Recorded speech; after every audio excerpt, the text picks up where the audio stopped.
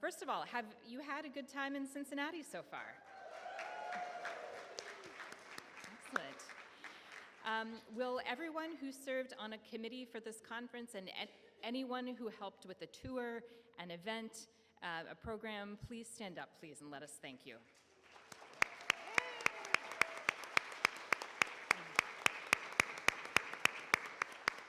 Excellent.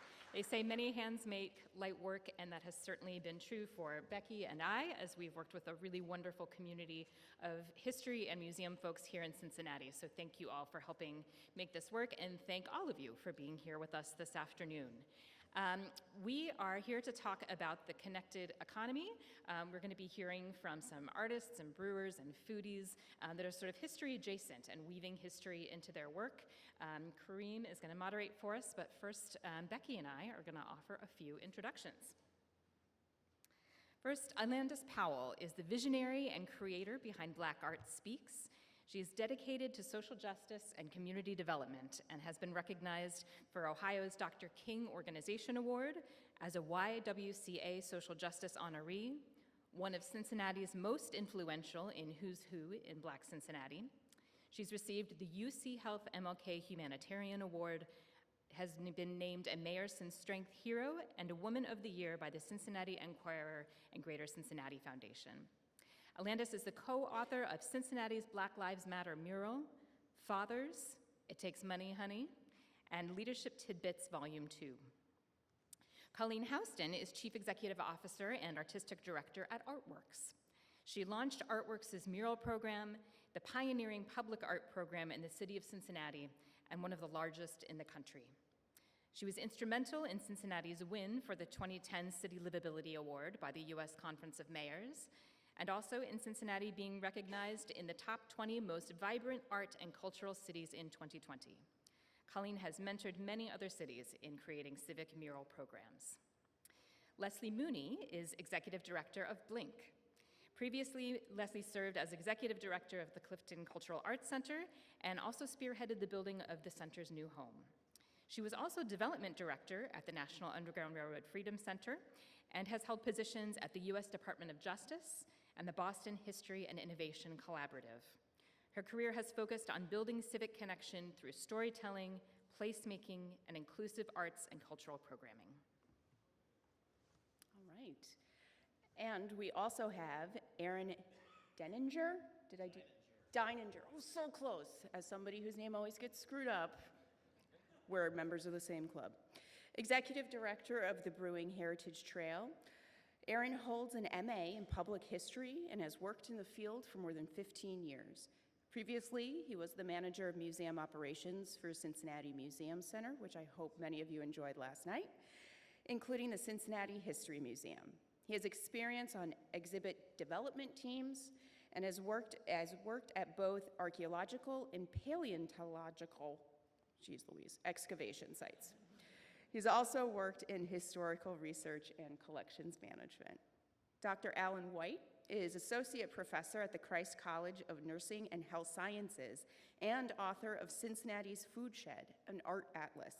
He's a visionary educator, connector, and food systems leader who helps redefine how communities engage with sustainability, storytelling, and place. Alan spent more than 5 years building a one-of-a-kind multimedia chronicle of the greater Cincinnati food system that features contributions from more than 160 collaborators, including farmers, artists, policy advocates, and nonprofit leaders. And moderating our session is the Taft's very own Kareem A. Simpson, who is our Duncanson program manager at the Taft Museum of Art, where he stewards one of the nation's most distinguished artist-in-residence programs. Kareem curates experiences that connect audiences with art, history, and dialogue to keep beauty and expression alive for future generations. Beyond the museum, Kareem is a dedicated community enthusiast, serving on multiple boards and commissions to advance education, equity, and cultural vitality across northern Kentucky and the region. As an author, he self-published the fiction book, The Curse of the Color Indigo, and his forthcoming nonfiction book, Hidden History of Black Cincinnati, will be published by the History Press in January 2026. So Kareem, over to you. I hope you'll welcome our distinguished panelists. Thank you so much. Thank you both for that great introduction. I wonder who wrote those.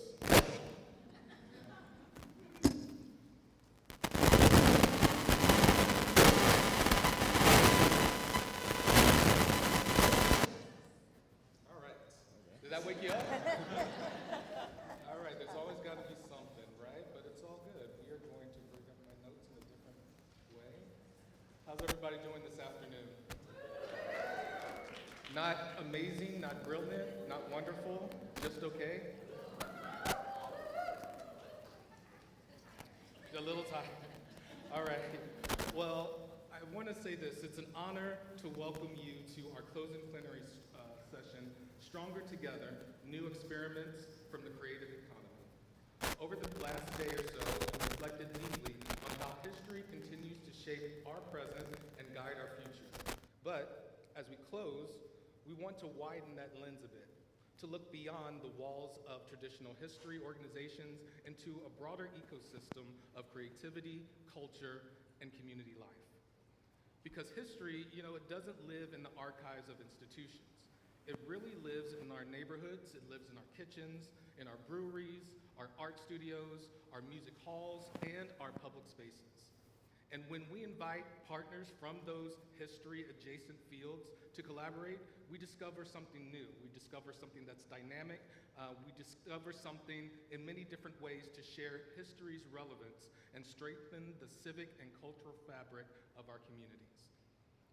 Here in Cincinnati, and actually across the entire region, we've seen how powerful this cross-pollination can really be.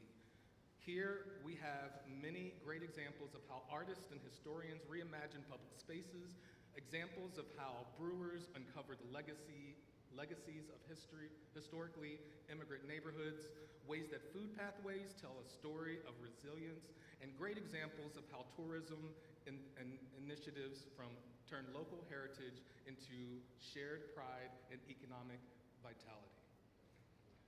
Another example is actually how I get to work here with history every single day. As a closeted historian myself, I get to work at the Taft Museum of Art, a historic home in itself here in Cincinnati. But at the Taft Museum of Art, I work there as a Duncanson program manager where I get the opportunity to curate internal and community-facing programming that keeps alive the legacy of Robert S. Duncanson, the very first internationally acclaimed Black American painter whose original works of art are permanently etched on the walls of our museum. Call it the first time someone tagged a building. Today, we're fortunate to be joined by an incredible group of thought leaders who embody that intersection of history, creativity, and community impact.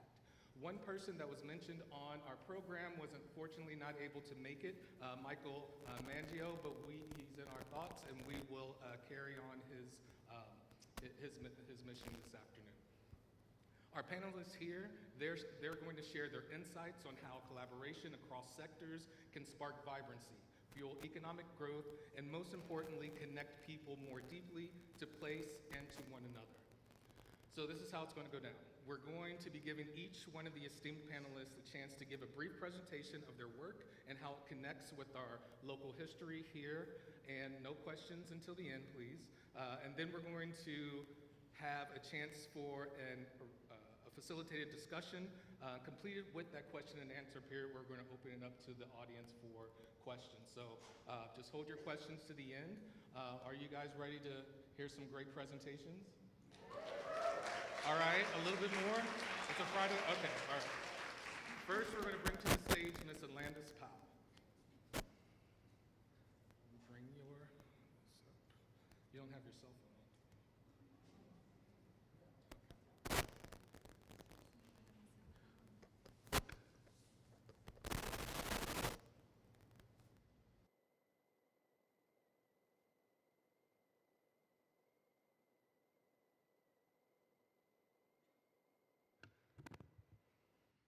So I am so intimidated. First he called me esteemed. I was like, well, who the hell is that? Then I know that I'm in a room of historians and artists, and by profession, I'm a banker that fell into this space a couple years ago, and I'm in the art space, and I'm always telling people that I'm not an artist. I cannot even draw stick people, and I have never learned to stay inside the lines, and that means in life or anything. I've never said, yes. So that's who I am, but I started this art organization during COVID, and our first thing was we did a mural in front of City Hall, and it kind of like morphed into this entire organization that I'll talk about. And the name is Black Art Speaks. But before I do that, I have to tell a joke because they said I get to start off like the energy, so I'm gonna give you guys a joke. And we're gonna see if they come up with any that's better than mine. Okay, so here it is. I just came from Aruba, so I met so many different people. So if you are in Europe and before you go in the bathroom, you're American.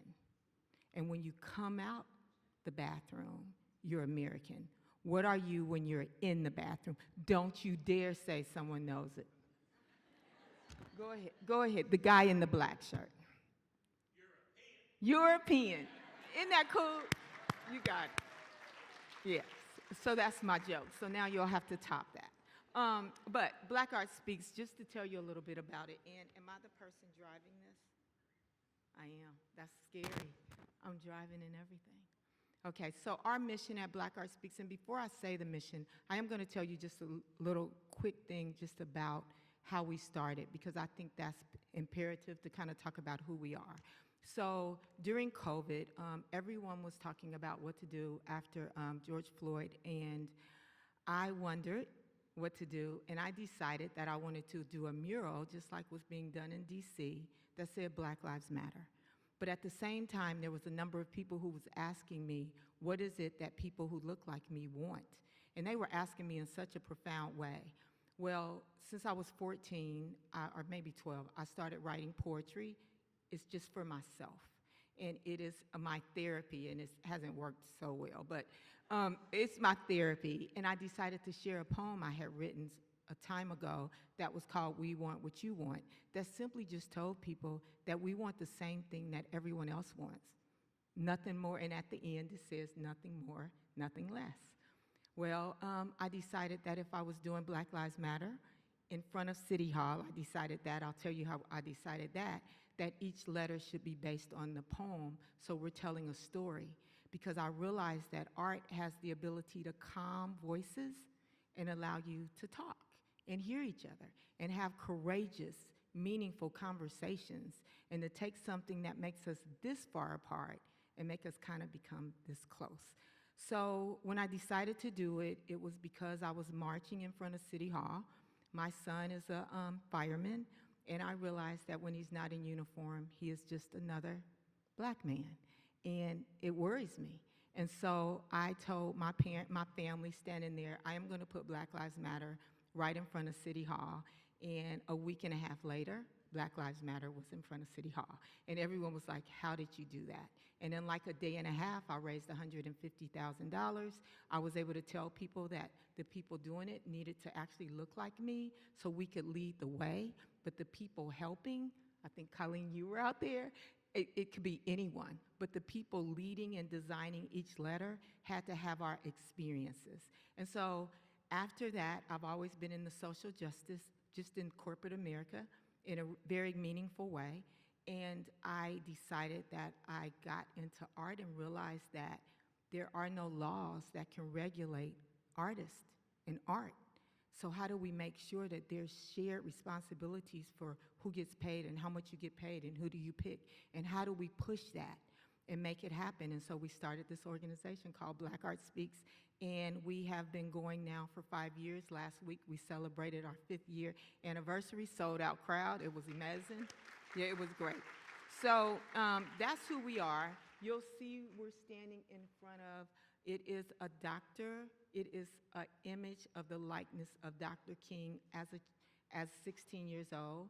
And we did that in the Urban League Social Justice Center because so many times kids don't realize that their heroes was once kids.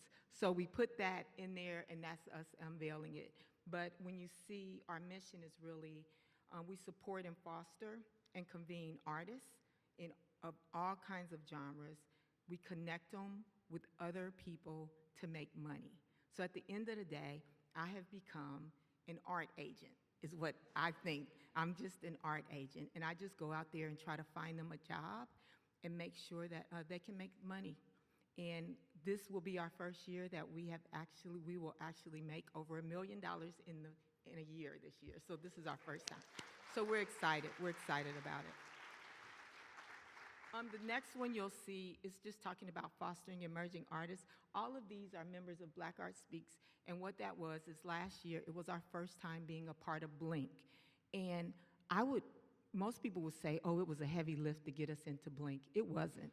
I went and asked the question and said, we want to be a part of this, and we were a part of it. So that was us actually doing a mural, and that mural, which is still in front of City Hall, but we changed it, actually this year won an award for one of the best community murals in Utah.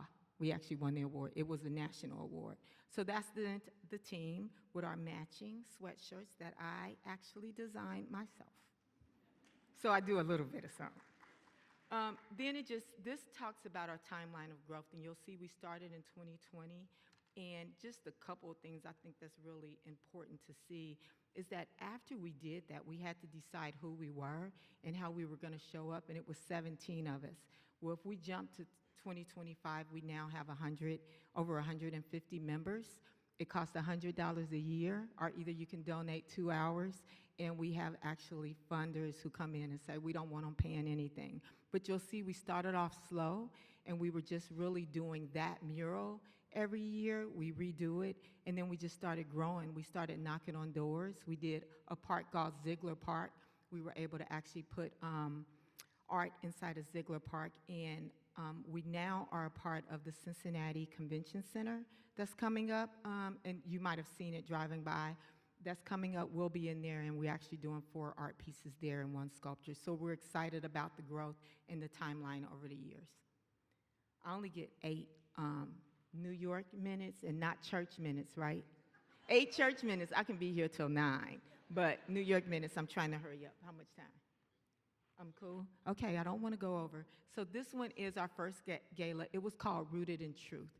And it's where we actually honored a lot of people in the community that had actually been there and helped us. So you'll see the different awards. Like I said, this was our week before last, and we gave out our first scholarships to 2 people in the Arts Academy, and we were able to do that because of some really great partners that actually helped us do it financially. The next just really talks about some of our signature things and our milestones. As I mentioned, we do a mural every year in front of City Hall. We also do this thing called the Letter Project, and if you refer back to the very first page, there was an A, and that A represents Avondale, and is part of the Black Art Speaks that's on the ground. So it's these huge letters on the ground.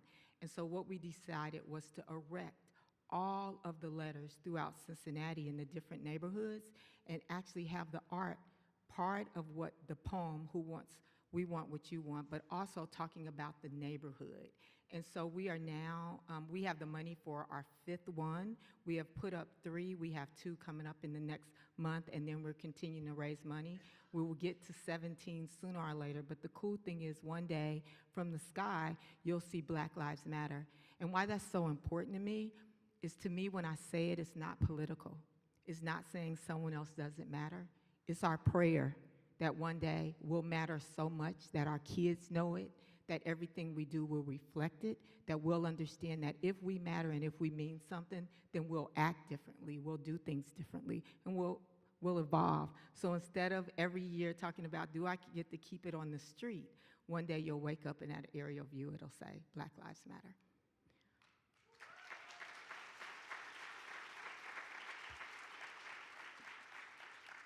The next big thing we have is called the Sneaker Bill. This is really cool.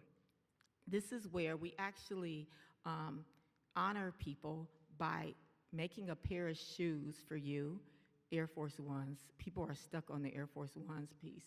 And we actually design them and we give them to different people. But during this, we actually give all the kids that come, normally it's 25 to 50 kids, we teach them a skill of how they can paint shoes, and they walk away with a brand new pair of Air Force Ones that they get to paint and play with and do whatever with, and we walk away making sure they know what great people do in the community, because so many times when people win an award, we're doing it in front of each other. When people win this award every year, we're doing it in front of the kids so they know what people are doing in their community. The next thing I'll talk about is our Black Lives Matter mural marker.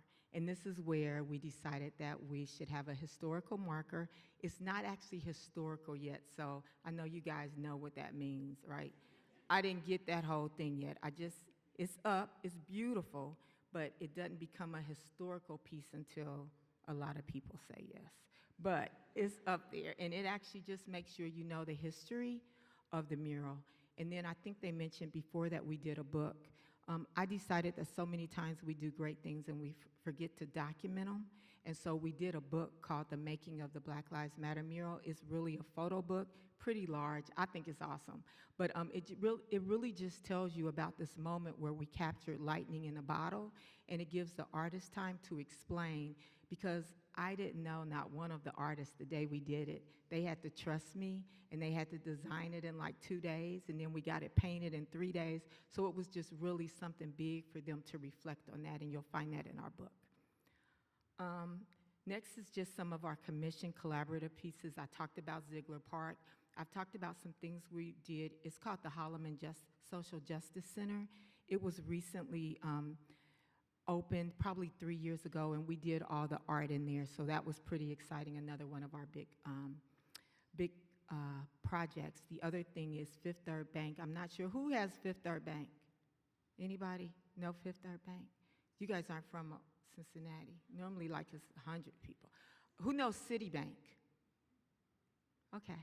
So I spent 30 years with Citibank, and then I switched over to Fifth Third Bank. And Fifth Third Bank is a huge bank here, and they do a lot for the community. And we actually designed their signature shoes that you'll see them walking around in on every Friday, so that was pretty cool.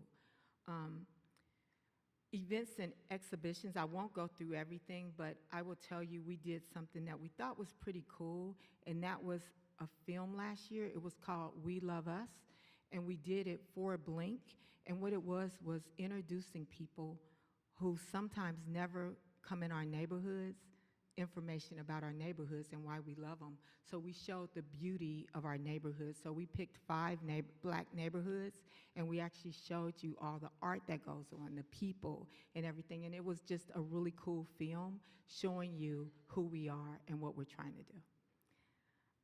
And the last thing is just our youth and community projects. They go on and on. We work with a number of NFL football players. What I realized is that football players, basketball players, they really are told to shut up and dribble and not really have an opinion.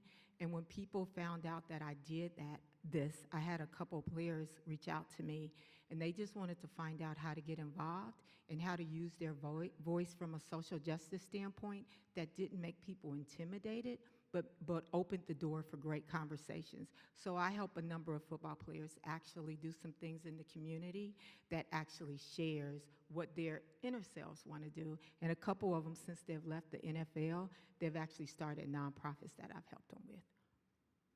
What's coming next? It's a lot of things on here, but I don't know. I just came from Aruba. Right now, the only thing coming next for me is a nap. But we have a lot coming on. But it is just exciting to have been here. I think we're going to be able to take questions later. That'll be it for me. Thank you.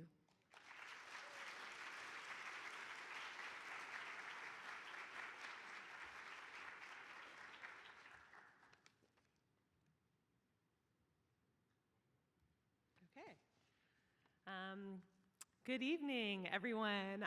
Greetings. I'm Colleen. I'm the CEO and Artistic Director at Artworks here in Cincinnati. I've served in that role for the past 5 years, but I've been involved with the organization for nearly its full 30-year history. I started as a youth apprentice when I was 18, so it was one of my first summer jobs coming out of high school. So a little bit about Artworks. It looks like our slide formatting got wonky. Sorry about that. But we're a community-driven public art organization that provides career opportunities for artists of all ages. So when we started, it was really about summer workforce development in the arts, hiring teenagers ages 14 to 18. We've really grown, and so now we support and mentor a couple hundred young emerging artists across our community and employ them ages 14 to 24. So really that high school, post-high school age. And it means that we are a real contributing driver of the economic creative economy here in Cincinnati. We also hire the teaching artists and professional artists who work so closely with the young artists. We collaborate with community organizations, businesses, of course our city, and we have really leaned into public art as our primary artistic outcome. But everything that we do is in response to community-driven requests, so it's community responsive public art. So this is essentially our model. Community partnerships, every project is done in partnership, employing a diverse range of artists from all socioeconomic backgrounds, from all neighborhoods across not just Cincinnati, but the entire region, so also across the river, including northern Kentucky. And then the dedication to youth mentorship and development, which is really empowering when you think about investing in the future of your city. And we believe that equation creates the best public art. So this is just an example of a team working together, really creating lifelong bonds. There's nothing better than, setting the bar super high if you're a young person and crushing it. Learning about teamwork and collaboration and making a positive difference in the community where you live. And so I mentioned we hire kids from all over, but it's always important if we're doing neighborhood-based work to make sure that we're also hiring youth who live directly in those neighborhoods. That is a pretty amazing way to invest in civic pride. So just a quick overview of our programming, and I should also keep an eye on time. Okay. So as I mentioned, we have lots of programs now that we've grown since we're a 30-year organization. So our summer program is still a signature program where we employ about 150 young artists. We also have year-round employment. So we have studios, we have mural studios, a photography and videography studio, and hope to continue to expand in more creative disciplines. But this team really, they develop the proposals, they work on the production, they present to the clients, so they build their communication skills. They work in the studio for 2 years, and this is post-high school, so this is really like for many of them the first job out of school, like serious job, so it's a really great program. We also have a gallery and a gallery fellowship program, so it's really the only model of its kind focusing on emerging artists who, we reduce the barriers so they have a studio space to work, mentors to work with them to create really professional quality work that's framed or on stretch canvases or different mediums. They learn about pricing the work, they get to sell the work and keep the proceeds. So we have about 50 young artists go through this program annually. But I mentioned most of our outcomes are public art, and that's really what we wanted to focus on today. There are so many benefits of public art. In fact, there's this doctor who just shared with me, she's at the professor of urban design at the School of Planning at DAP, and she just published her research on the role of public murals here in Cincinnati in street vitality, finding that our murals significantly correlated with foot traffic and business growth, especially when located in dense, walkable urban communities. We have been approached to bring murals to neighborhoods to enhance safety because they make blocks highly visible and sometimes can move unwanted activities elsewhere. Sometimes there's a ripple effect with investing in lighting or other beautification efforts, planting green spaces. So they absolutely enhance a sense of safety. There's a huge creative placemaking, as I mentioned, a pride-making component. Sometimes we're quite strategic about putting art on trails. In fact, you'll hear about the Brewing Heritage Trail, and so we've done art along that trail. And there's just so many benefits. They actually remediate blight and graffiti. There's a lot of research done on that. And then the economic impact of real estate values, job creation, the list goes on and on. Of course, tourism, so I'll talk a little bit more about that. This is just for fun. This was our very first public art project 25 years ago. You may have had painted fiberglass sculptures in your town. There was a big rage in the early 2000s, but this was really successful. It actually was a proof of concept for Blink because it was really about bringing people downtown to experience art for free. We did an economic impact study, so it was one of the first ways that we started measuring the value of public art in Cincinnati, and the pigs went to auction, haha. They raised over $1 million that was shared across local nonprofits and schools. So it was a pretty awesome first kind of proof of concept. I think that helped put us on the map for public art. And so in 2007, Mayor Mallory invited Artworks to build a civic mural program. He had been to Philadelphia, was very inspired by the murals there, and he said, we can do that, except I want to see the murals in every single neighborhood, not just downtown. I want to see the murals employ our young people. And I think that commitment, that vision, that city leadership, going hand in hand with a nonprofit that was committed to artistic excellence is why we have the programming that we have today. So the text is terrible, excuse, sorry for the formatting, but I'll just kind of quickly go through some of our murals, and I really wanted to emphasize, we have about 300 murals at this point, but I wanted to emphasize some of the murals that really celebrate our history and our heritage. So this is our Toy Heritage mural, because Kenner Toys, many people don't know, was based here in Cincinnati. All of these toys, in fact, were designed here in Cincinnati, so there's a lot of creativity and creative employment that was housed here in the toy design industry. And so this is a really delightful family favorite. This is really one of, everybody who visits loves to visit this mural because it's almost like the movie Toy Story. Like the toys are in play, in action. Many of us played with these toys, or our kids today still do. But these are just some accolades. I mean, at this point, Cincinnati is now considered a cultural destination in the Midwest. Whenever there are any travel features, murals and the arts are at the forefront. We actually have been ranked in the top 10 and even in the #1 place for street art by USA Today, so we're really proud of that recognition. So it's really brought national awareness to Cincinnati. I wanted to quickly share this mural. Hopefully you've been enjoying murals as you walked around Cincinnati. Of course, we heard about the earliest murals at the Taft Museum of Art, but one of the earliest murals on a downtown public wall is this one, and it was a commission by Kroger Company for their 100th anniversary, and it was considered a gift to the city. We actually had this was in a way the mural that inspired our whole program, because our mayor said, I love that mural, let's do more of that, and there was really only one at the time. So we had the privilege to restore this mural 30 years later, so you see the before and after when it was a 30-year-old mural. So murals do age, paint does not last forever, that is a reality. But it is paint, just like we paint buildings. There's an opportunity to either restore the mural, put a new mural. And I just wanted to talk a little bit about how cities typically honor history. So I'm sure you're familiar with this type of a plaque.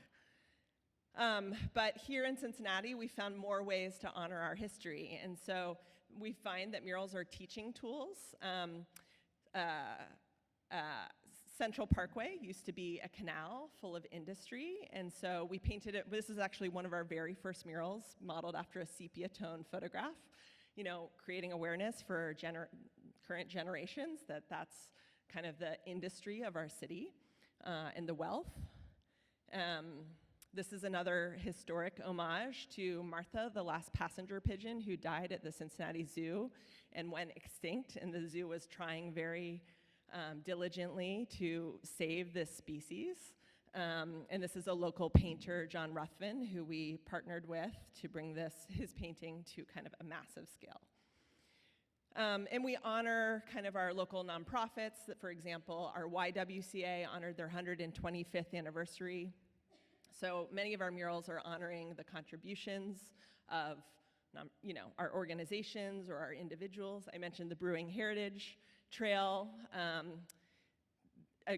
You'll hear more about that history, but I'll just share these are many smaller murals done along that trail, from mosaic to neon to sculptural to charcoal. So we've been very experimental in terms of medium.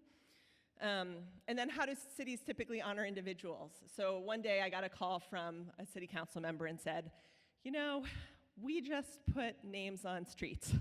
Could we do more than that? And could we be more creative? Could we be more bold? And so, of course, so we have many, many murals that honor individuals from Cincinnati that have made contributions to the world.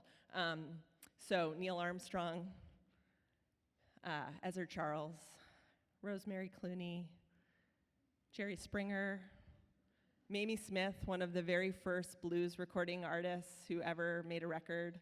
And so a lot of this history is not known or celebrated, but then the mural becomes a way to share that, with passersby.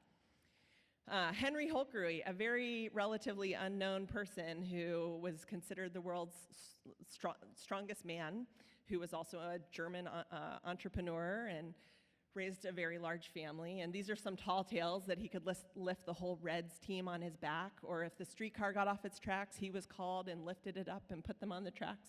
Real person. Over 100 of his descendants came to the mural dedication. It was really fun. And then I think also, I'm sure there's a lot of interest in historic architecture and questions around how murals work with historic architecture.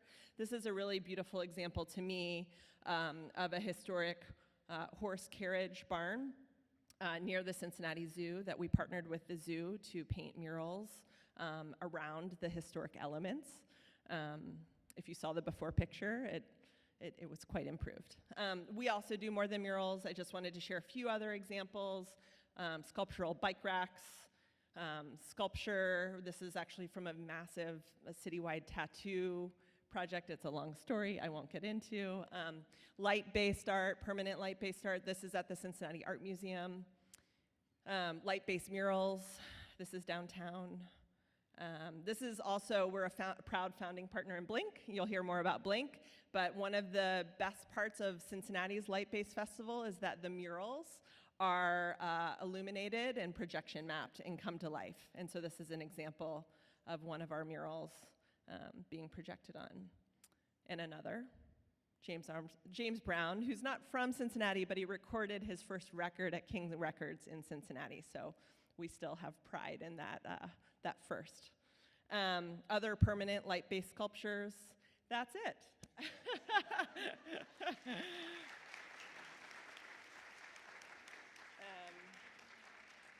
Yeah, so I'm just looking forward to the rest of the panel discussion to talk a little bit more about how much I believe arts contribute to celebrating and uplifting our history. Thank you.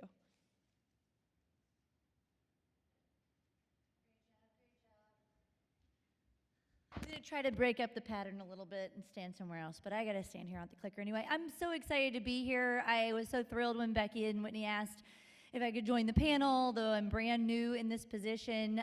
But these are my people. You are my people. I have a master's degree in public history. That's right.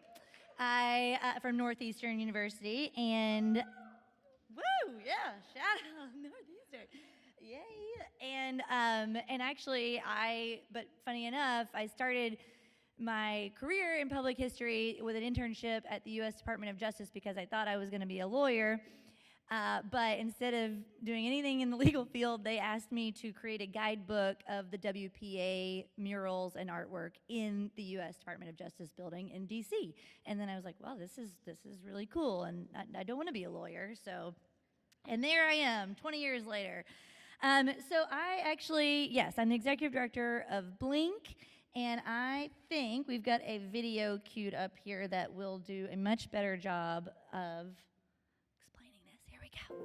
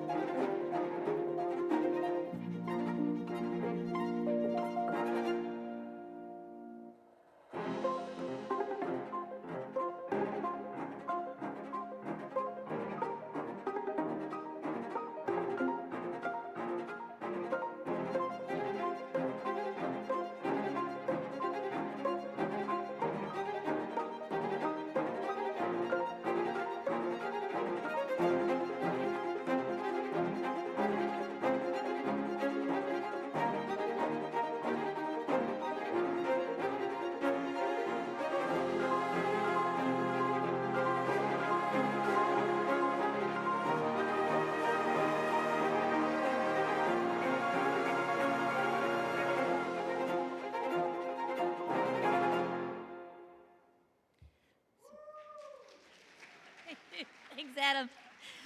Yes, so Blink is a multidisciplinary, multifaceted public art festival. It started in 2017. It's a biennial, so it happens every other year. So this video was from this past year, 2024.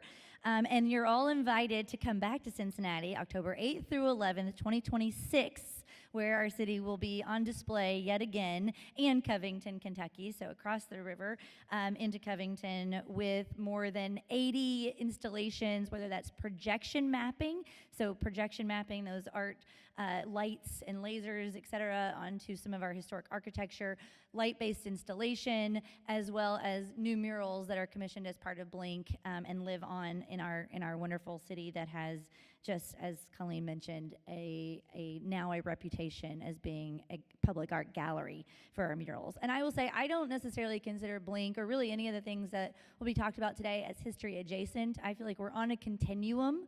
And so Blink is all about the future and the future ethos, and kind of repositioning Cincinnati in the minds of particularly outsiders, but also for ourselves to think about how we build upon our greatest assets, some of our greatest assets, which is our people, particularly our arts and culture leaders, our change makers, but also our legacy of some of the best architecture, and I know Anne's here, she'll talk about OTR tomorrow more if you're here to hear her speech. It's building upon what we have done really well here in Cincinnati, utilizing those assets and showcasing them and bringing them to life in a different way. And so it's really just a fantastic honor, frankly, to be a part. So we talked about the video. So just real quick, I'm going to go through some highlights. Finley Market. Finley Market is really was kind of part of the biggest parts of the impetus for Blink. There was a considerable amount of money in economic revitalization and economic development going into this area of our over the Rhine neighborhood, so just north of the downtown core. Including this market, which happens to be the oldest continuously running market in the state of Ohio, and one of the oldest, I'm sure, in the United States. And so it was, opened in 1852, one of the few surviving examples of iron framework technology. And it continues to serve that very socioeconomically and racially diverse area surrounding it, with fresh fruits and vegetables and all kinds of other now meats and prepared foods and other things. So at Finley Market, what we've done with Blink is installations of all different kinds, projection mapping. In this picture, Dan Shields, who's a Cincinnati-based artist, used his preferred medium, which in this case is yarn, actually to guide the viewer's experience in a different direction, right? So you're used to walking around the market, you're surrounded by all kinds of sights and sounds of vendors, but in this instance, we wanted to kind of reposition the framework, or he did. And so his intention to draw the eye up along this canopy that included yarn strung at varied heights and dips, and created a new experience in a very familiar place, right? This is a destination draw for people from outside of downtown, but it's also, like I said, it's the grocery option for a lot of people who live down here. And so with that, this is sort of, again, reimagining some of our iconic historic places in new and creative ways. Blink also includes a lot of things like this, which are activations, so a DJ, a silent disco, encouraging people to build community through arts and through their experiences as part of Blink. Street art, as Colleen was talking about as well, is a huge part of Blink's legacy because it lives on. Murals that are commissioned during the festival are really the lead behind piece after the 4 days of the actual festival itself. So since 2017, more than 50 murals have been commissioned for Blink, and most of those have been around the Findlay Market area in OTR. And so as you can see, and in some of Colleen's examples too, Over the Rhine is one of the largest intact historic districts. I mentioned that. It's also in the United States, not just in Ohio. And many different popular architectural styles of the late 19th century, with the most prevalent being Italianate architecture, which features some very elaborate, ornate things on the front facades, but also some pretty basic, windowless, flat brick on the sides. And so it makes for a nice palette with a lot of work, of course, to house some murals. And so these are just some that were commissioned and painted in the last couple of iterations. This is one that is showing it's a mural, but with light projection over top of it.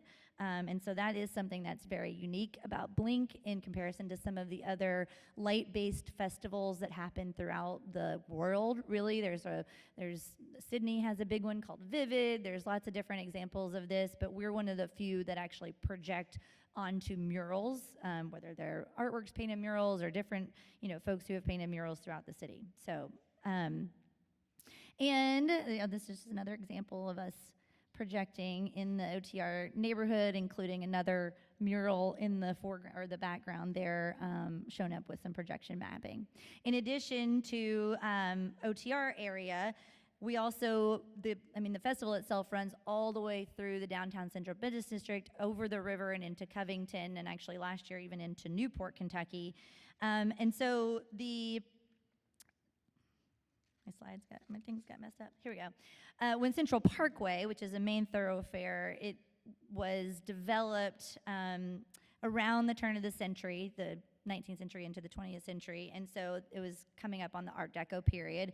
And so this is another way that Art Deco buildings present a really fantastic opportunity for projection mapping also because, well, in this case anyway, it's a light facade, which I have learned in the last 5 weeks means it's cheaper to project upon because it's not as dark and you don't need the saturation of light that you need on some of the darker brick buildings, but also the symmetrical, it creates a kind of a playground for light-based artists to work from, and so you can really make some things pop on those. So this is the projection on that same American building, which was built, I think it was actually our first Art Deco building in Cincinnati. Someone can correct me on that later. Anyway, some friends in the audience who probably know better than I do. But the YMCA, YMCA, I don't know, this one is. Anyway, this one was constructed just a year after the American building. Very similar in terms of that symmetry and geometric shapes. Another one that's great to project upon and also really leads people through the city, whether they're starting from the south and working their way up north or vice versa, can really help to guide folks along the path because it is obviously very dark when this is happening. And so we get the lights on the buildings to give us some beacons with the big buildings and the big projections, and then some breadcrumbs along the way, including the light-based installations. A symbol of connection and certainly a huge point of regional pride is the Roebling Bridge that connects Covington, Kentucky to Cincinnati, Ohio. It was the first bridge that was constructed to actually go across, all the way across the Ohio River. And it was designed, of course, by John Roebling. For fans of the Gilded Age, you'll know that John was perhaps a little more famous for designing the Brooklyn Bridge, but this was his prototype. And so it opened in 1867 after 10 plus years of construction. And frankly, I mean, the river is so important, of course, to all river towns. You may all, some of you may come from other river cities, Louisville, Pittsburgh, et cetera. And it can't be understated. It's a topic for an entire session, of course, from the earliest native populations that were settled here, drawing their sustenance and vital trade and transport, to those seeking freedom by crossing the Ohio River from a slave state into a free state on the Underground Railroad. And then, of course, the economic boon of ferry boats and river boats and all the barges and the trade that resulted as a part of us being this proximity to the river. So it's important that we continue to highlight that bit of history as well, while we're, again, making this connection and this through road from the history and what's been so important about Cincinnati's development to this point and into the future, and what our city can do leading into further into the 21st century. There she is just after she was constructed. A little bit different than today. A little different. And then this is a drone show, actually, that we've done the last couple of years over the river as well. So kind of just to the side of the Roebling Bridge, and gives nice vantage points from both sides, both the Kentucky side and the Ohio side of the river. Just some more examples. This is a beautiful historic building in Over the Rhine, the Memorial Hall building, and a projection from 2022. This is actually not a historic building, but I thought it was important this is one of our newest points of fantastic architecture, the Contemporary Arts Center, which is sort of nestled in, almost shoehorned in between some other, older buildings in the city. And Zaha Hadid, famous architect, designed this building, and so that's definitely been a focal point of previous Blinks as well. And finally, Cincinnati's Music Hall. Music Hall is, this building and the site it sits on really holds so much significance. Again, it's kind of like the Roebling Bridge for us. It's something you could do a whole session on in terms of its history and how it came about and its importance to the arts and culture of our community. Many different performing arts, Cincinnati Symphony Orchestra, the opera, the Pops, May Festival, all utilize this space for their performances. And so that in and of itself is important, but the history of it is also really just fascinating. So I encourage you to go look that up.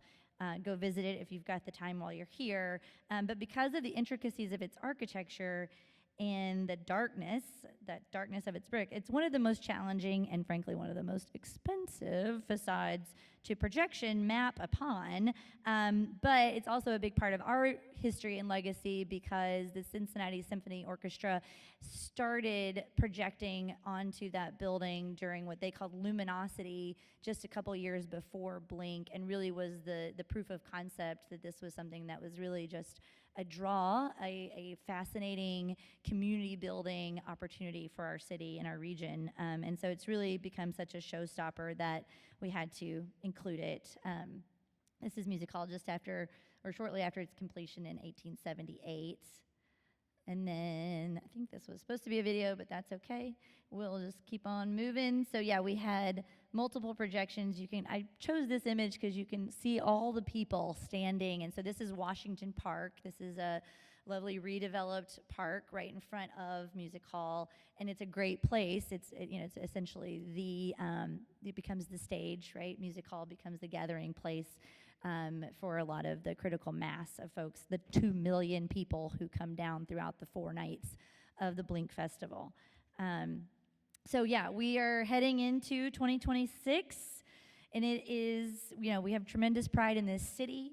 The region's greatest assets, if that's anything that I could leave you with, it's whether you're in a museum field or if you're in a historical society, thinking about how you use some of your fantastic, wonderful assets that we all love and take such great pride in, but reimagine them in different ways. I think that is what is so exciting and what has made Blink part of what has made Blink so successful, and we hope to continue to build on that.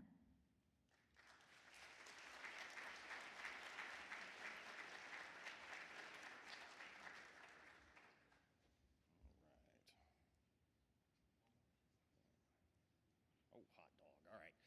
Hi, everybody. My name is Deininger. I'm the executive director of the Brewery District Community Urban Redevelopment Corporation, which is why we typically go by the name the Brewery District. Oh, sorry. Too tall. We're a nonprofit organization based in Cincinnati's Over the Rhine neighborhood, which is just half a mile or so north of where we're at. And our mission is to share and preserve Cincinnati's brewing history. And we do that in a variety of ways through historic brewery tours, take people into historic brewing structures, above ground, below ground. We run about 350 tours a year. We take about 4,000 people on these tours annually. We also run the neighborhood beer festival called Bachfest, which is the second longest running Bachfest. Sounds like a couple people been there before. Yes. It's some people call it Cincinnati's most Cincinnati festival. A lot of times when we have people that are coming to it for the first time, they ask, what should they do? And the answer I usually give is, be as weird as possible. It's always a safe bet with that. So this is a multi-site festival that we do in Over the Rhine predominantly in order to try and draw people into the neighborhood, see what a great place it is, and hopefully they'll come back for years to come. We've also built the Brewing Heritage Trail, which is a physical trail. It's about 3/4 of a mile long right now. It's got historic signage in front of breweries, tells you all about them. We've got little markers in the cement to take you from place to place. And it's kind of inspired by the Freedom Trail in Boston. If anybody's been there, that's about the American Revolution. Ours is about beer history in Cincinnati. We've also launched a free Brewing Heritage Trail app that goes along with it. It duplicates what we have in the physical trail, but then expands upon it because you can only put so much information on a sign, so it has deeper dives into brewing history. We've recently been awarded a grant by the Ohio History Connection to expand upon that. We're going to build out the west side of the brewery district with 32 new brewing history locations, so that's what I'm researching and working on now. It should be going live in the spring is my goal. And so that's some of the activities that we do throughout the year. Now, we came about as an organization really because of the multitude of brewing history structures in Cincinnati's Over the Rhine neighborhood, and especially what we call the Brewery District today.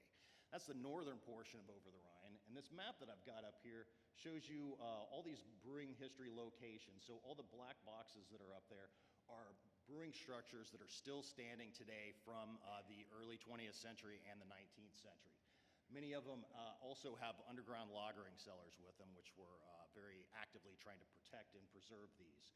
I've got a picture of one that's down there. That's the old Jackson Brewery, and that's the brewery that I've got on my shirt today here. There's so many of these structures in this neighborhood that we really wanted to work hard to preserve them. And so we do that in a couple of different ways. So this is some recent work we've been doing out at the Bruckman Brewery site. This is an area just north of Over the Rhine, about 4 miles north of here. And this lithograph from 1880 shows you a pretty complete complex. This is at its apex. And most of the structures that you see here, with the exception of the boiler house on the left with the smokestacks on it, are still intact and exist today. Now, brewing ceased to occur here about 75 years ago, and it's been repurposed for other industrial activities over the years. But the site owners are very interested in the history, and they reached out to our organization to help preserve it and share it with the public. However, it was in need of serious repairs. So this is kind of what we found when we came there initially. Now, a lot of the buildings above ground were in relatively good shape, with the exception of a few. But the underground lagering cellars there were full of trash, and about 4 feet of water is what this picture is showing you here. So we had to remove all of that from there. We had to rebuild several structures at the site, including an access building to get you down to the underground lagering cellar. So this is work that we started on last fall. We worked on it throughout the winter. We've gotten all the water out of there, at least we did for a time, but it's been an ongoing issue with us because many of these historic brewing sites, they were strategically picked because they're of access to a natural spring on site. And that's what we still have at this location. As you'll be able to see from this fantastic picture here of of me in January. So we arrived at the site on a Saturday morning, expecting to continue to do work on the cellars, to find that there was, unfortunately, about 1.5 feet of water in the basement. Our pumps had died on us over the last few days since we had last been there. I forgot to bring boots with me that day, as you can see, and I'm wearing 5-gallon buckets on my feet instead to try and fish out our pump from there. So retrieved that. We've since purchased a much larger pump that seems to be working very well, and we've managed to remove a whole roll-off dumpsters full of trash from the site. Now, tours open there this June, and our research is continuing on the site because there's still a lot to learn about it, and also there's a lot of work to do. Once things wrap up at the end of this season, we're going to go ahead and do some more work that we've been putting off because of other projects that we have going on. One of the really interesting things about this is I had no idea how many Bruckman family descendants were in the city of Cincinnati until I started posting pictures about this online. And it seems like that everybody and their brother is related to some Bruckman at some point, which has been really great for the most part because they reached out to try and provide information, photographs, all kinds of things. It's really helped with our research on the project. We're also been working on a documentary about it. We're hopeful to put that out this spring. It'll be free for people to be able to view about the work we've done, the history of the site, ongoing activities, that type of thing. And so it's a really exciting project. This is the type of stuff that we've done in the past and will continue to do in the future to preserve Cincinnati's brewing history. If you want to know more about our organization, you can go to our website at brewingheritage.org. I'll be hanging out afterwards. I know we're going to have a Q&A session, but if you've got specific questions that you don't want to ask in a public forum, I'm happy to talk to you about any of the projects we do. And also, shameless plug, there is a 2 p.m. tour tomorrow of the Bruckman site. If you want to go, let me know. I'll hook you up with some tickets for it. So thank you very much.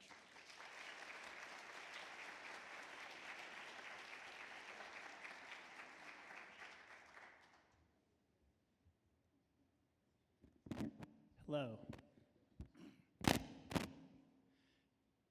Did you hear the rumor about the butter? I don't want to spread it.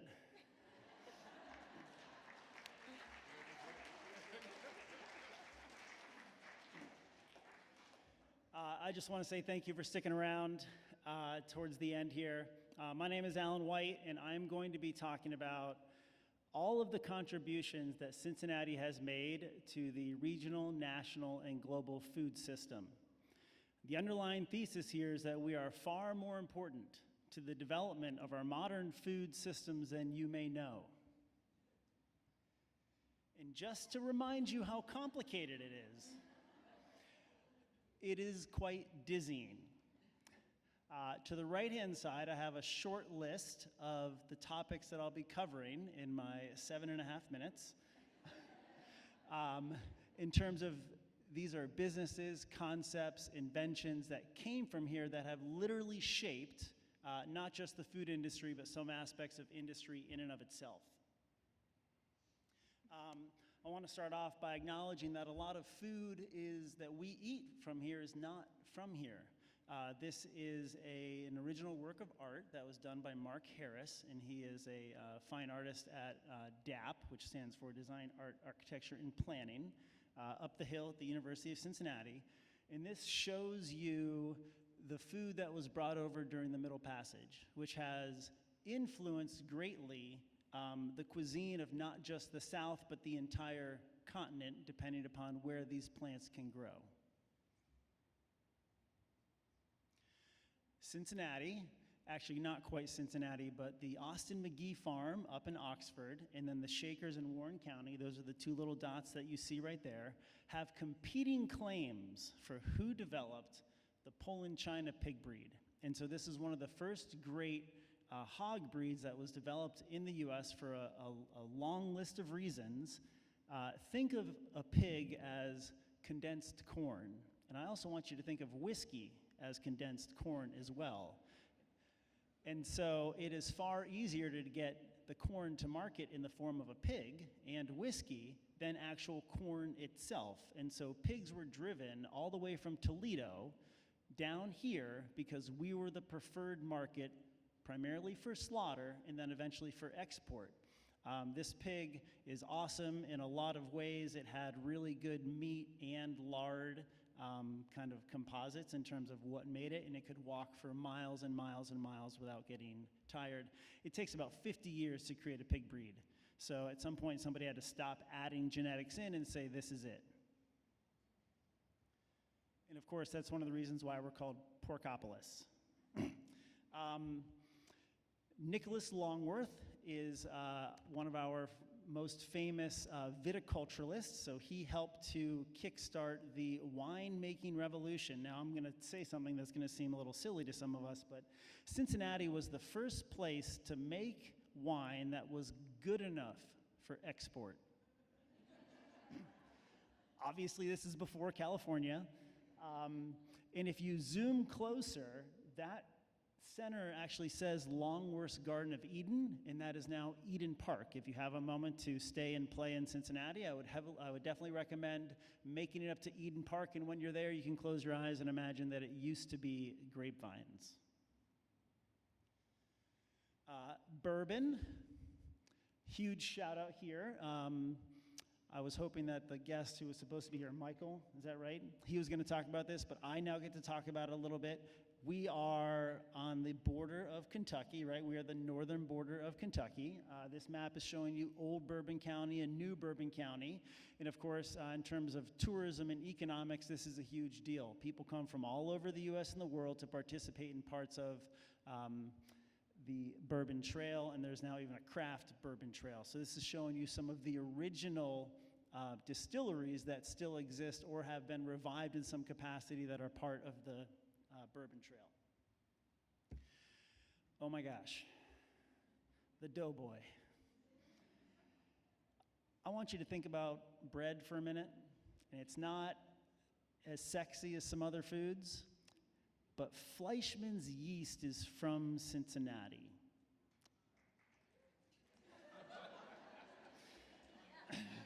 That's right, that's right. The development of powdered dry yeast revolutionized home and commercial baking across the globe. Obviously, Fleischmann is no longer based here and has been bought and sold many times. It is now owned by other food corporations. But it's a really impressive story when you begin to think about the impact. That alone has had an impact across the world in terms of Cincinnati's contributions to our food shed. Oh. We had Happy Meals before Happy Meals. We had drive-thrus before drive-thrus. We had salad bars before salad bars. We had a lot of firsts. The Filet-O-Fish, invented right here. There was a bet that happened between Lou Growing, who was one of the first franchisees of McDonald's in this region, and Ray Kroc, the founder. Ray thought that the Halua burger, if you can read it, that says pineapple and cheese in between a bun. Ray thought that that would be more popular, but Lou knew the demographics. He knew the Catholics of the West Side, and he knew that they would eat fish, and he was right, and now it is a menu option that you can get almost anywhere in the world. We also are home of Frisch's, and I just want to say a little rest in peace prayer for what's happened recently with Frisch's, but Frisch's pioneered the Bob Wayne, this is literally the creation of the double stack burger sandwich, if you will, if you want to think about it that way. He was able to franchise it here in the Midwest, and Frisch's grew to basically be all over this area throughout history. So lots of contributions to fast food before they were taken up and made into the current iterations that we know today. A brewing renaissance. So Aaron talked about some of the history. This is a great example how policy can influence and change food systems. All it took were some laws in 2011 and 2012 that got changed that allowed the brewers to sell the beer they were making on site in their tap room. If you see the beautiful bar graph off to the right, you see a massive explosion as soon as that happened. Simply changing policy has huge economic, environmental, and ultimately health consequences for the populations living under those laws. And I love beer, by the way, I'm just going to say that. Cincinnati Museum Center, who had a chance to visit? Woo, shout out. Love the Cincinnati Museum Center. This is paying homage to their teaching kitchen, their Create Culinary Studio. Teaching kitchens are all the rage these days. Lots of institutions and organizations have one. And what you can't quite see here, well, I guess you can, that potato shape, that's a potato, which just happens to be the shape of the highway that goes around Cincinnati. And so this is a map showing you where Society of St. Andrews, which is an organization that helps provide food for those in need, has given out potato starts. And so these are the gardens where the potato starts are being grown. And Cincinnati Museum Center partnered with Kent University, a handful of other partners. There's literally a QR code you can scan to get a potato recipe for what to do with your potatoes after they're grown. Agriculture education continues today. Cincinnati Public Schools has 4 different agriculture education programs, and what this means, these are alternative pathways to graduation. So when a student, for whatever reason, is not succeeding in the traditional structure of schooling, they can literally do what's called pre-apprentice hours. And so by doing these hours and doing this pre-apprenticeship, they are literally learning how to be farmers and gardeners and horticulturalists and things in those world. And this is a map that was designed by the students and brought to life by a local artist named Karen Boyan, showcasing Aiken High School, which is in College Hill.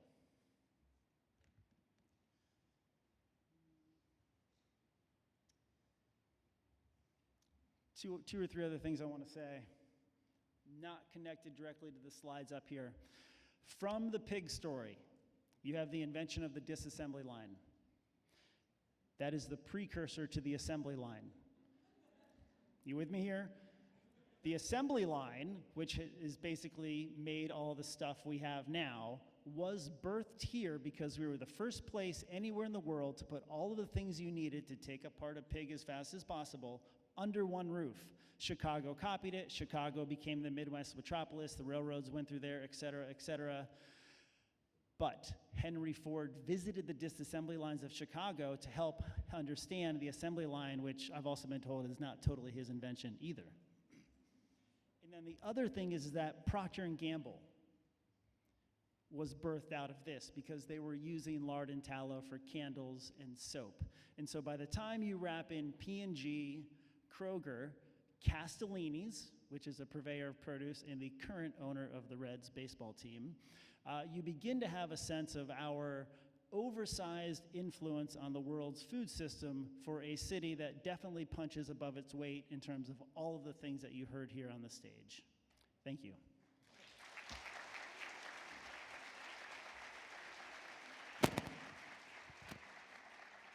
All right, there's going to be a test on everything that was said, so get ready. That was a lot, and this is probably the reason why I wasn't a good bartender, because I love just like listening to people, so I forgot to say, oh, your 8 minutes is up. But it was an amazing time, and I should have done that. But I think it was more beneficial to listen to this great information about Cincinnati. I'm from Northern Kentucky. I'm going to let you know that right now. But it's just across the river, so I call Cincinnati my home as well. And I've only lived away from greater Cincinnati for 4.5 years. So when I came back from the Army, my fellow soldiers were saying, are you going to go back home or are you going to go to New York? I was like, yeah, I'm going to go back to Cincinnati. And they said, why do you want to go back there? This was 2001. This is why I came back home. This is why I came back home. I do want to give we have a little bit of time left. I do want to give some time to do just a quick couple of questions with the panelists. And I kind of want to start with the Blink and also with artworks. I know that it was you've really kind of launched or doubled down into using historic features of Over the Rhine and the city. And I'd like for you to maybe give just a quick overview, high-level overview of the importance of doing your work on historic building and facilitating historic preservation. 1, 2, 3, go. Is this on? Yeah? Okay, great. Yeah, I mean, again, I talked about the importance of the city being a partner, but we do a historic review and an environmental review on every single wall that we want to paint a mural on. A lot of those walls are on historic buildings. There are even designated historic districts that have other, just rules. And so, but there are, I mean, Leslie was talking about how intact our historic district in Over the Rhine is, how much Italianate architecture there is, and it's gorgeous. But a lot of buildings have also been knocked down. And so what that leaves are something called a party wall. So it's this wall that was never intended to be an exterior wall. So we've actually gone so far as doing masonry repair, putting mortar on a wall, and really investing in significant wall preparations before painting a mural, which adds environmental benefits, certainly to the property owner, it reduces their utility bills. But it draws attention to the building. And, this panel is really about adding vibrancy to historic districts. Sometimes the murals have been a victim of their own success, and so there has been infill in those vacant lots, and the murals no longer exist because a new building has been built. We also deem that a success. That is part of adding vibrancy, a place where people want to live, a place where there's more demand because it's an exciting neighborhood or whatnot. An example is a neighborhood outside of Cincinnati, Silverton. Really wanted to attract a brewery to add something to do for residents and to attract folks to come visit and spend money in the neighborhood, and approached us to paint a mural across the street from said lot where they were hoping to attract a brewery. So it does go hand in hand with economic development as well.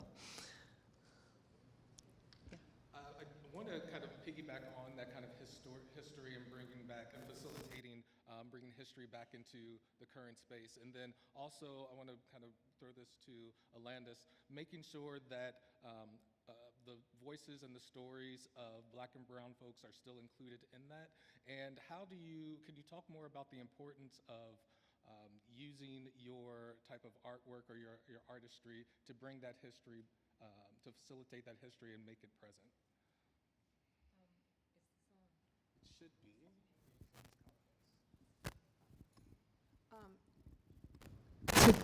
There's this thing that when you look at art and you look at different murals, and sometimes I say people really want our rhythm, but they don't want our blues. And when I look at artwork that's been done by people that reflects our culture, I can tell you if we were a part of the artwork, because it's always missing something, or it's telling a piece of the story without all of the story, or you're seeing, like, you can always tell. And that's what's important. So we're on this quest to tell our own story, to actually design our own story, to make sure you don't miss a piece of it. And it's not that we don't think that we all can work together to do things. We just think that to tell people what really happened, you need to have lived it. It can't be something someone told you about all the time. And so that's the piece we try to make sure that we're doing in our artwork. And it doesn't happen all the time. There's a lot of beautiful artwork that happens without us, but I can tell you, you can actually tell when someone is trying to tell your story without knowing your story. So that's what we're just trying to do. The last question I have is to the gentleman. I love that you brought in Nicholas Longworth's name, because his house is a pretty famous place, the Taft Museum of Art. So I just needed to shout that out. And he's the one that commissioned Robert S. Duncanson to paint the murals on the walls. So everything, food, art, it's all connected, man. We're all the same. But I want you to talk a little bit more about that, or both of you to talk about not only the brewing history. I love Bachfest, by the way. I was there before it wasn't cool. It's a long time ago. But how that brewing history and also that food history, speak more to how important it is to keep that history alive and to actually move it forward. Is this on? Oh, hello. Yes, it's very much on. So I would say that, the first thing that comes to my mind with that is the fact that, we have this huge brewing history in the city. As I was, showing you that all those little black boxes that show you there's lots of brewing structures that are remaining in the city. But by the time, Prohibition, had its way with the breweries, they all pretty much disappeared. As you march forward into the 20th century, by the 1980s, there's only a couple of breweries that remain in Cincinnati, right? But if we look today, there's, in the Cincinnati metropolitan area, there's 70 some odd breweries around. And there's been this really great revitalization that's happened over the last 20 years. And most of these breweries that exist today, they're looking forward, of course, but they're also looking backward at the history that they're a part of now, and trying to advance that and grow that within their own communities, whether it's over the Rhine or downtown Cincinnati or in the outskirts of the city. And it's become a very important part of the fabric of Cincinnati. People take a lot of pride in their local hometown, nano brewery that's right up the street from their house, and it's become a very important thing, I think, here in Cincinnati. Yes. I also want to say that Cincinnati is an epicenter of brewing. It was, and it currently is, and the stories that you can tell and spin from the food to the drink, I find it quite easy to make it relevant because we're all eaters last time I checked. So yeah, I think the work that Aaron is doing and everybody up here, showcasing the architecture, showcasing the artists, showcasing the modern art that is being mixed with the old art when you think of things that is happening with Blink, and then the work that Artworks is doing, as well as Aaron. I would encourage all of you, if you have time, to get out into the city and check it out. All right. I do want to open it up for a couple of questions from the audience. Does anyone have a question? Or did we tell you everything you need to know? We have one question. Oh, in the back. Yes, ma'am. You'll have to be in the back.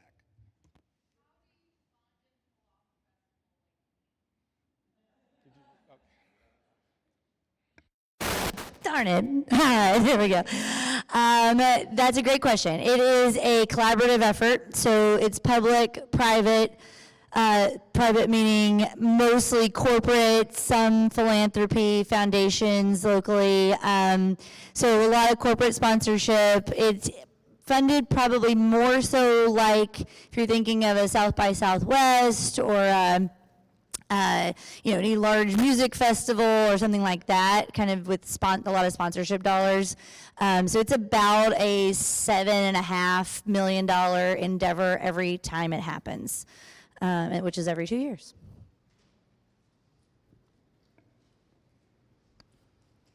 Any other questions?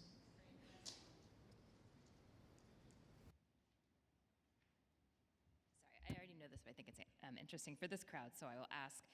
You all work a lot with history. There were a lot of historic images in your presentations. You were able to communicate a lot of the histories behind your art and your work. So how do you work with organizations in town, whether they be archives, image repositories, museums, historical societies? How does that look? What does that look like? 2 quick words: persistence and patience. Persistence and patience.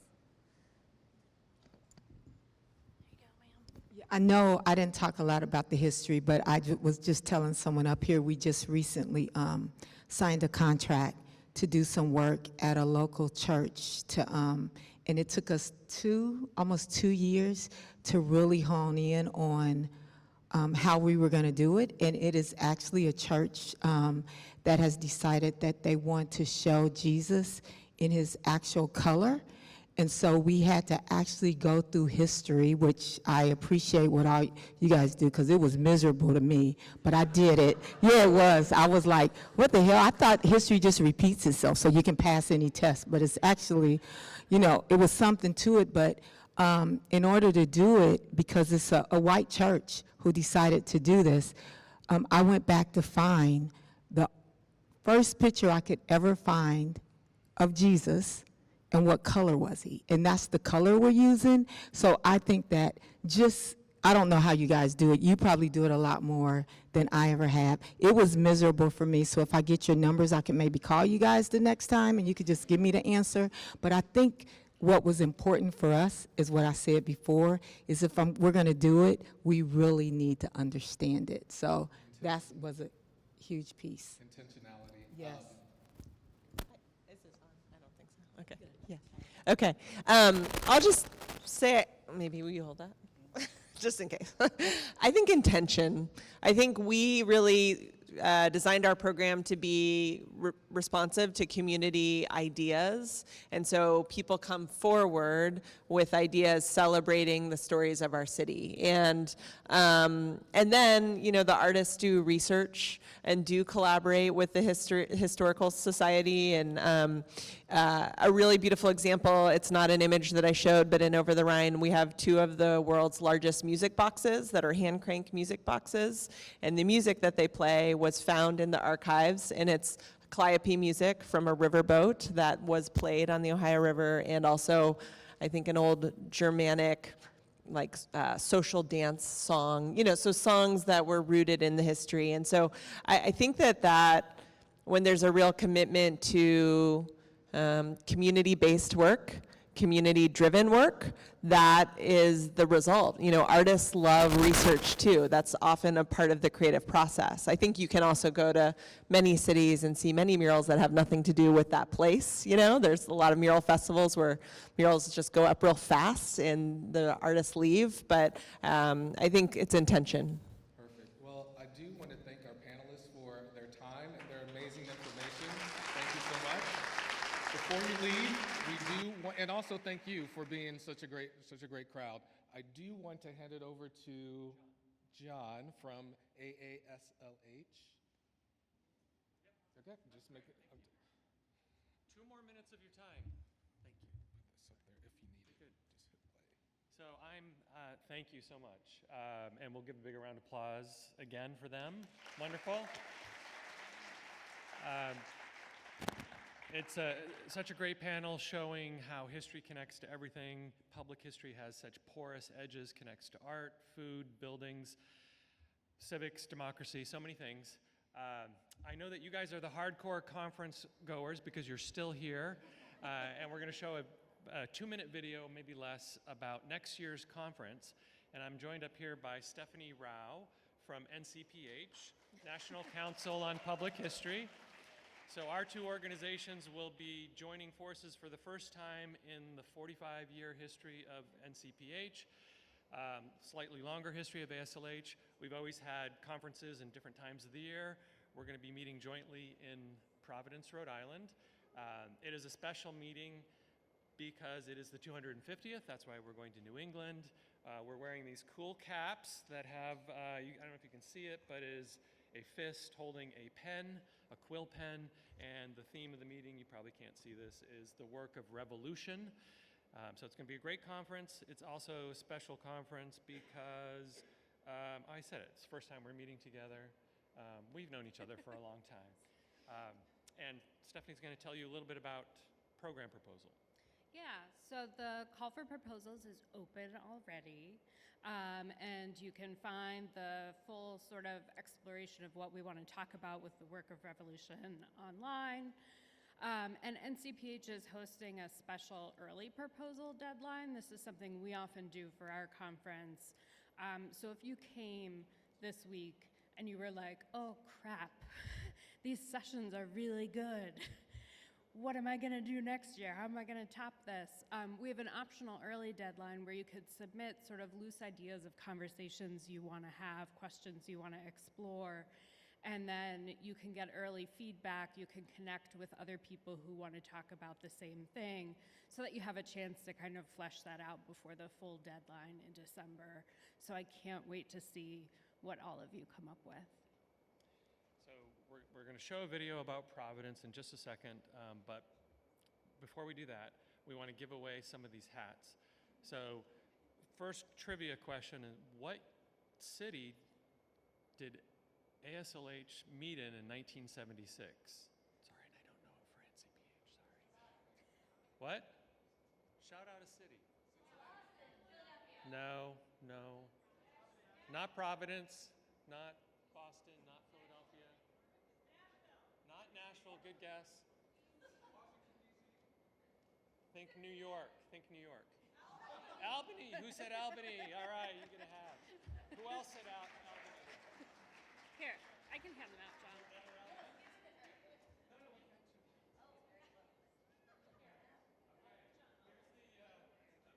Okay, here's another question. How many, did you also say Albany? Okay, no, please, please.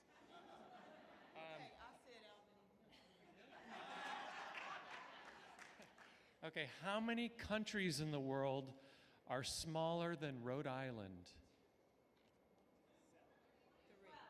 7, 3, 12?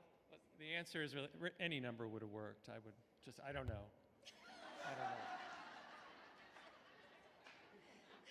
I don't know. Who would like, okay, she raised her hand. But this is an ASLH hat. It's not one of these hats. But you can have it.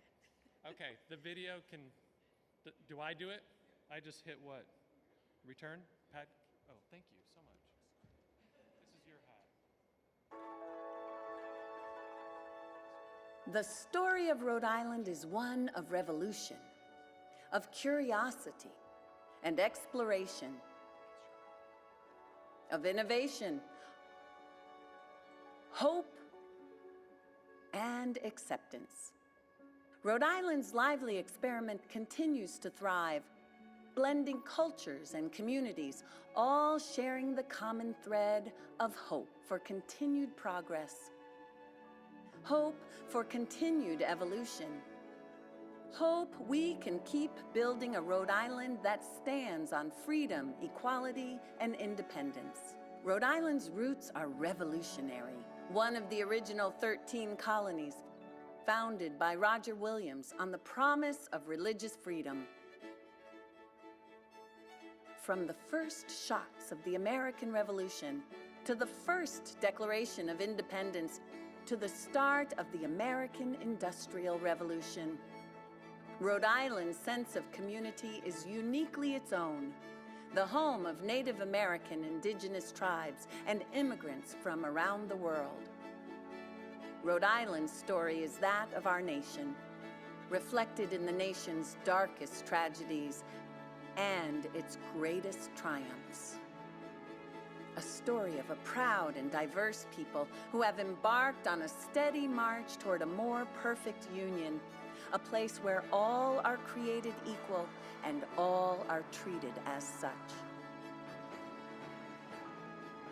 A story of our efforts to live up to the promise of our founding documents, to remember our history, but also confront it, and to tell all of the stories of the creation of our state and nation, including those that have historically gone untold.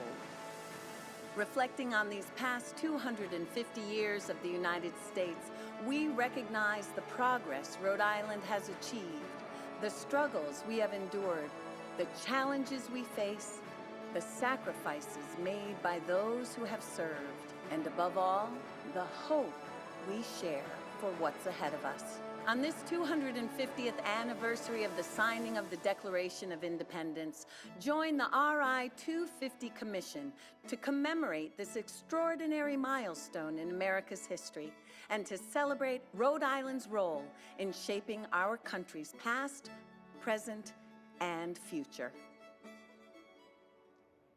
Okay.